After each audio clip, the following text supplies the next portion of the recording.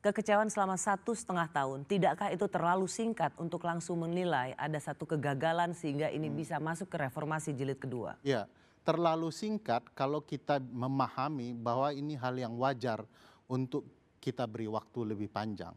Tapi kalau dilihat 1,5 tahun ini, terplesetnya sangat luar biasa. Kesalahan menghitung matematika itu saja Mbak Rosi terjadi 3 kali. Nasihat publik agar tidak terlalu panjang berkunjung ke luar negeri tidak didengarkan. Orang-orang yang tampil di depan bukanlah profesional yang matang bekerja. Mohon maaf saya bukan mau mengadu-ngadu juga. Kalau soal bicara ke depan publik, kayaknya jauh lebih bagus Fahri Hamzah dibandingkan Seskap gitu ya. Tetapi itu menunjukkan sesuatu bagi kita bahwa orang yang ditampilkan oleh istana bukanlah profesional.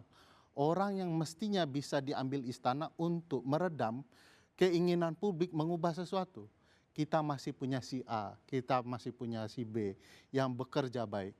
Ini semuanya berantakan, ekonomi berantakan, kebijakan luar negeri berantakan, perdagangan berantakan, dan semua menimbulkan pertanyaan besar di mana peran presiden sebagai leader.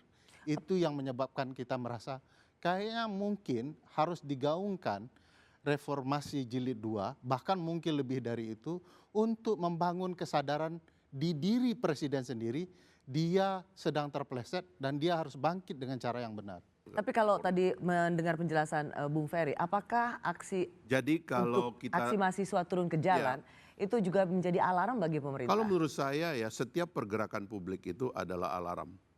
Dan karena itulah semakin terbuka hati kita dan telinga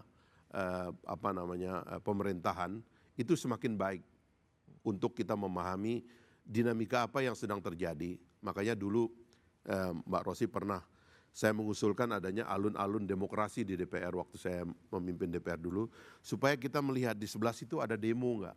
Selain sekarang nih demonya itu pindah ke sosial media, memangnya itu problematik karena definisi dari ruang publik itu berpindah dari ruang publik fisik kepada ruang digital. Tapi maksudnya itu suara masyarakat itu karena masyarakat kita banyak, jarak juga banyak, itu tidak boleh dibungkam dan itu harus dibiarkan ada dan kita mendengarnya itu sebagai cara kita untuk mengerti apa yang difikirkan oleh masyarakat.